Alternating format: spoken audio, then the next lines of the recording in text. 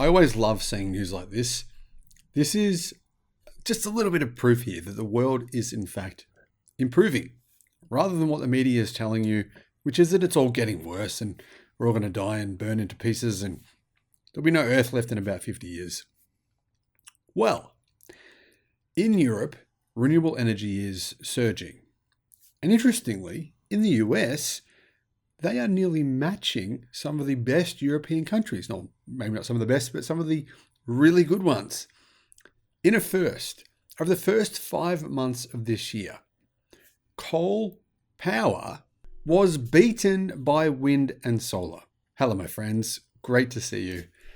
My name is Sam Evans and I'm the Electric Viking. Welcome to the new subscribers and welcome back everyone else. Thank you for tuning in. I got to say, this is amazing what's going on in the US right now because we're just seeing the tip of the iceberg. The IRA, it's meant to increase investment in wind, solar and batteries by a factor of about 10. If that did happen, well, I mean, if US states pull their fingers out of their butts and start approving all the projects that are in the pipeline, there's going to be an insane amount of renewable energy being built out in the US over the next decade. It's going to very quickly go from a coal and gas country to a wind, solar and battery. And over the first 5 months of this year, well, it's some pretty strong evidence that that's already happening. Wind and solar produced more US power than coal during the first 5 months of this year, as several coal plants closed and gas prices dropped. There's a big problem here that Tony Seiber and other analysts pointed this out back in 2014. Singularity University, they have some experts there as well with Peter Diamandis. He started that whole show there, which is amazing. They pointed this out more than 10 years ago. Coal power plants, they're not what you think. People don't realize coal power plants, they have to actually achieve their efficiency, they have to be producing at a minimum of 70%. If they don't produce at a minimum of 70%, their cost blows out. Renewables don't work this way. Renewables, you set them up. If they produce less power, it's actually doesn't really matter because you don't have the same kind of input costs, employee costs, etc. Coal power plants are a completely different story. What I'm trying to say is that coal will be disrupted very, very quickly because it's actually relatively expensive compared to renewables. For the first 5 months of this year, wind and solar generated more power than coal in the US. This is the first time renewables have outpaced the former king of American power over a 5-month period. The milestone illustrates the ongoing. Imagine if you were a coal power plant owner or even a gas power plant owner. You got to see the writing on the wall because it's well and truly there. The thing is here that this milestone, it illustrates the ongoing transformation of the US power sector as the nation races to install cleaner forms of energy to reduce greenhouse gas emissions from fossil fuels. Isn't this great? What a time to be alive. Power markets have witnessed a precipitous drop in coal-fired generation this year. Precipitous, meaning disruptive, problematic, killing, death-causing. I mean, like I just said, power plants closing. The thing is, coal power plants have been closing every single year now for years. It's been happening now for more than a decade. Power markets witnessed a precipitous drop in coal-fired generation this year, driven by low natural gas prices, a mild winter, and a wave of plant retirements. The older they get, the more inefficient they become. From a coal perspective, it has been a disaster, said Andy Blumenfield, an analyst who tracks the industry at McCloskey by Opus. The decline is happening faster than anyone anticipated. Well, no, actually, Andy, that's not true. Faster than the IEA anticipated? Yeah, absolutely, that's 100% true. Faster than people like Tony Seiber anticipated? No, it's pretty much tracking in line with what he said. And the man's just looking more and more like a genius every day. I've got to give him full credit for making me start this YouTube channel. Thank you, Tony. And I've got to say other credit to other people like Sandy Munro, Stephen Mark Ryan. You guys definitely influenced me to get this ball rolling. So I'm very grateful for that. From a coal perspective, it has been a disaster. I just want to repeat that. From a coal perspective, it has been a disaster. But from a world health perspective, it has been phenomenal news. Renewable energy generation exceeded coal-fired power in 2020 and 2022, but only when hydropower was counted as a source of renewable energy, according to figures compiled by the US Energy Information Administration. This year has been different. Wind and solar sources generated a combined 252 terawatt hours through the first 5 months of 2023, compared with coal output of 249 terawatts. EIA data shows hydro generated an additional 117 terawatts through May. The EIA's numbers for April and May are preliminary. They could be better than this, but they certainly won't be worse, says an agency spokesperson. Our official estimates from the Electric Power Monthly show that combined electricity generation from wind and solar exceeded generation from coal in January, February, and March.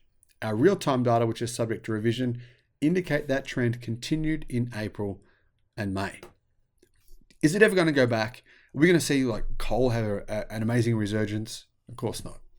Solar is cheaper this year than last year. Actually significantly cheaper. So are batteries. Coal is dead. It's finished. Its time is up. It's over. Coal generated almost half of the country's electricity as recently as 2008. That was 15 years ago. It has been in steady decline ever since, as a wave of older coal facilities retired and were replaced by a combination of natural gas and renewables. Yet, experts say that even by these standards, as in the standards of the past 15 years, coal's sudden, unexpected drop in 2023 has been truly remarkable. The beleaguered industry experienced something of a reprieve last year. A spike in natural gas prices, driven by a strong economy and surging energy demand in Europe, where gas markets were thrown into flux by Russia's war on Ukraine. This left utilities scrambling for coal. Many signed contracts to purchase coal at elevated prices in 2022, said a Blumenfield analyst at OPIS. Energy markets have swung in the other direction since then, very drastically. A relatively mild winter and a slowing US economy has pushed electricity demand down by 3% this year. Not a significant decline. However, natural gas production has continued to climb. The result has been a glut of gas followed by low prices. Henry Hub, the national benchmark for gas prices, averaged $2.15 per million British thermal units in May, down from a high of an incredible $8.81 in August of 2022. In other words, gas is fetching 25% of the price it did nearly a year ago. Now, the price of gas will probably increase in August of this year, but nowhere near going from $2.15 to $8.81. What does that mean? Gas prices are meaning this year, gas generators are losing money. Coal plants will have difficulty competing against gas and renewables in this current market, analysts have said. But structural factors have also contributed to the fall in coal output, such as an increase in renewable energy. What this means is that the US has retired around 14 gigawatts of coal capacity, or roughly 7% of the entire coal fleet since 2022. While coal was declining, wind and solar have been growing by enormous amounts. Power companies added 22.5 gigawatts of wind and solar capacity in the 12 months ending in May, the EIA reported last week. Gas, meanwhile, has grown slowly. The result has been a crash in coal generation. EIA figures show that coal was down 27% compared with the same time last year, and below levels recorded in 2020 when the COVID-19 pandemic shut down large parts of the economy, meaning we used far less energy in 2020 because everyone was sitting at home, not doing a lot, not using transport, etc. And so it's even worse for coal this year than what it was during the pandemic. I don't think it's too shocking those shares of generation paths are crossing, said Harrison Fall, a researcher at Columbia University. The writing has been on the wall for coal for a while. There are a lot of incentives to build renewables, and really only delays with interconnections are holding them back. It's delays with permitting as well. There is an enormous amount of solar and wind projects and battery storage projects as well in the pipeline in the US. A lot of this has been driven by the IRA. But unfortunately, in places like California, regulations and red tape are holding a lot of these projects up. The rapid retirement, though, of fossil fuels has prompted growing debate about the reliability of the country's web of power grids. Basically, people crying about the fact that things are changing. People don't like change. They don't like the fact that coal is dying. Makes them get worried that they could die, maybe. I don't know. In recent testimony to Senate lawmakers, North American Electric Reliability Corporation CEO Jim Robb said, "The pace of change is overtaking the reliability needs of the system." Now, I'm guessing Jim Bob is probably taking a few little handouts on the side from his buddies at Coal Inc. or whoever. Maybe I'm wrong, but probably pretty likely, right? Others said these worries could be eased by unclogging a bottleneck that's preventing clean energy projects from connecting to the grid. That's what's causing the problem. The bottleneck from permitting taking so damn long. Yeah. My opinion is we are not at the point of hurting reliability at this point. There are so many things that can be done on the demand side and the generation side to maintain reliability, said Meetin Salibi, an analyst who tracks the industry at the Brattle Group. But there is this concern that capacity is not coming online fast enough, not because it isn't economic, but because the interconnection process is clogging up the process. It's taking too long. The decline in coal generation is a boost for US climate efforts. Coal accounted for 55% of power sector emissions in 2022, according to EPA data, despite representing just 20% of total power generation. I want to just repeat that number. That's crazy. 55% of power sector emissions came from coal, despite representing only 20% of power generation. The quicker it dies, the better off we all are. So what does all of this mean? Well, the decline of coal in the US power sector has accelerated as renewable energy sources, including wind and solar, generate more electricity than coal. Power markets have experienced a significant decrease in coal-fired generation due to low natural gas prices, coal plant retirements, and a mild winter. In 2023, wind and solar sources generated more electricity than coal, making a milestone in the transition to America's move away from fossil fuels to clean, renewable energy. The decline in coal generation is a positive development for reducing greenhouse gas emissions and advancing climate efforts.